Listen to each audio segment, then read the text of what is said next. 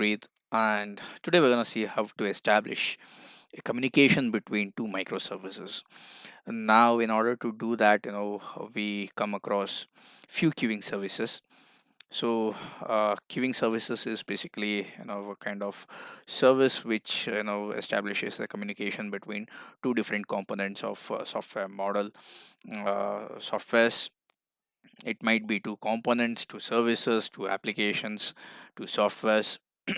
So we're going to see that now. In our earlier application, or in our earlier example, we have seen how to make use of Blazor to create products, right? So now let's say you create a product, and this has to be notified to the consumer or customer that a new product has been created, and you can order that, right?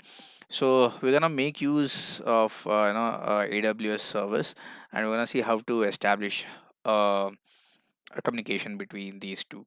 So in order to do that, we have something called SQS. SQS is again a AWS queuing service. So at the top level, uh, to give you an overview, uh, you know, a product is created, and the product details is dumped into mongodb database. Now once the product is created, we're going to send a message to SQS, right? So this is the primary goal of this demo. So in the next video, we're gonna see how to consume those messages and then process it further. So for now, a product is created and the message is posted to AWS SQS, right? So having this goal, we're gonna see how to do that. All right. So now for that, we have installed dependencies. So we have Amazon SDK as a dependency which is available in the NuGet package. Look at this. So I have installed this, and Amazon SDK.SQS is one service which is going to help us work with SQS. So now I have created a helper class and I have made use of Amazon SQS client. So this is going to help us establish the connection. So what does it take? The constructor takes three parameters. It has various overloads. So three parameters which we're going to key in is one is your access key and your secret key and the region, right? So now with help of this, we're going to establish a connection to this client, AWS SQS client. And now we have a customized method, a user defined method to send message. So this is going to take in URL as one parameter. This is queue URL. So every message has to be posted inside some queue. All right, this queue has a unique identifier in the form of URL. Now again the message body, so it is of type message. This is of the type amazon dot sqs dot model dot message. So this is of type this, and we have send message request. So this message request class takes in the property like queue url and message body. We're gonna make use of these two. There are multiple properties, but we're gonna make use of this now. So the message body is converted, whatever form it takes. Let's say it takes a string form. So this is converted to JSON format, and then we have send message async method. This is the response. So send message async is the method which is going to post your message to SQS. So this is going to take this object as a parameter, message request, and message request as a parameter. Look at this. And then since it's an async method, and I'm just going to say dot result. All right, so this is a helper class, and again you have try catch block with the exception handling and so on and so forth. So now this is the class helper class. Now we're gonna see how to make use of this helper class. Now here we're gonna go to this component where we are going to add products. All right. So now in the save products, we have you know this method post async JSON, post JSON async, which is http client dot post JSON async. This is going to call this API, and this API would post the data to MongoDB, right? We have seen this in the earlier videos. Now we're gonna create an instance of SQS helper, and we're gonna create an instance of message, which is going to take a message body. Now here message to some message body, this can be anything. You can input the product details as well, right? Mm, let's say we're gonna say product dot item dot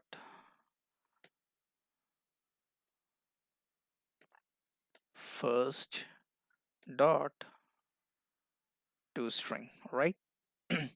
So let's say this is the one which is going to be pushed to the SQS message, right? So now we're gonna call the send message, and this is the URL, queue URL, and this is the message would be the product item name. All right, so with that, what we're gonna do is we're gonna run our APIs, and then we're gonna run the solution and see what happens. All right, now you can see the API is running. So now this is returning the resultant or the data from the MongoDB. These are all the products that we have inserted. You have t-shirts, laptops, headphones, mobile chargers. So we're gonna create a new product from the Blazor application, and on creation of the new product, that has to be, the details has to be posted to SQS. So let's see how we're gonna achieve that. Now this is our Blazor application. I'm gonna navigate to the specific page where we can add products. Forget about this has to be changed to products, not people. Now I'm gonna say item name would be keyboards, sorry. Now quantity, let's say I'm gonna say 20. I'm gonna say submit. So now this item should be added to MongoDB, and eventually the message get posted to SQS. So I'm gonna say F10.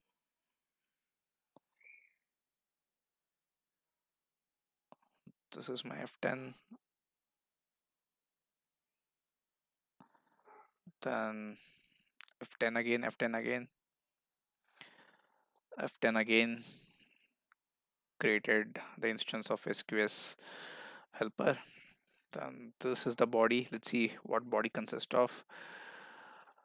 All right.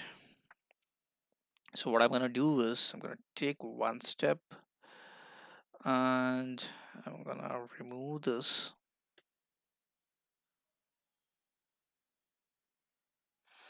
Right. So now I'm gonna say F10. All right. So let's do something. We're gonna rerun this application. All right. So we're gonna rerun this. I don't want just K. I want the whole of the string. So we're gonna run this,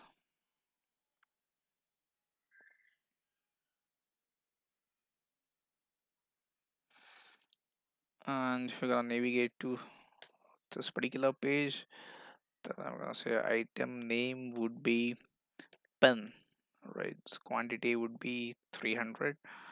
So I'm gonna say submit, and I'm gonna say F10, F10, F10, F10, F10.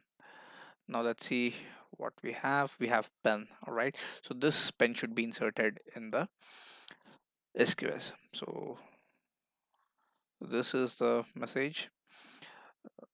Now we're gonna say F10. All right, so there is some exception.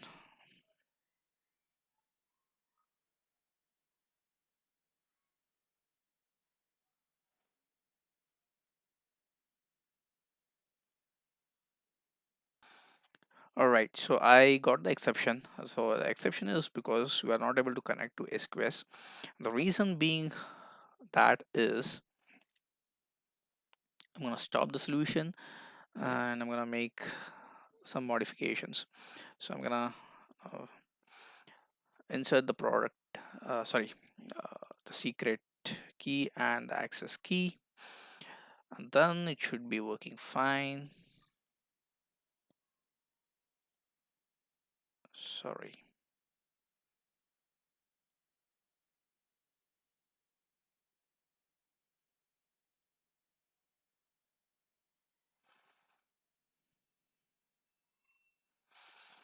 All right, so now we're gonna save this and run.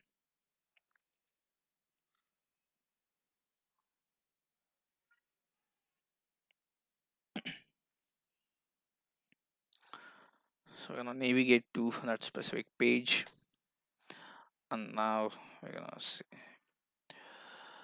Let's now add pencil. We're gonna say 200 quantity. Say submit. I'm gonna say continue.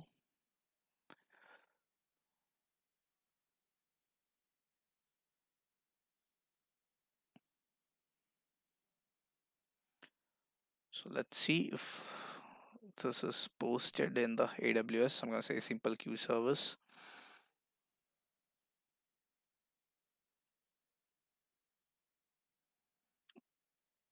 Queues. All right, we have a new message over here. We're gonna go to this, and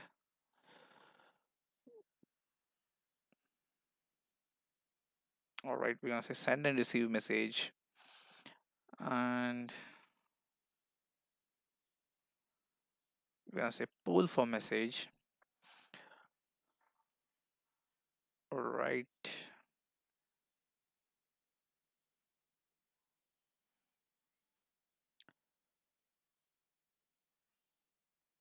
so look at this. I'm gonna say message body, and look at this.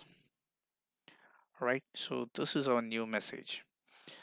So I'm gonna say done. So this means a communication is established. Now a product details is pushed to the SQS. Now the consumer side, they can receive this message and do whatever activities they want, right? So this is how simple, this is to show how simple it is to push the data to SQS.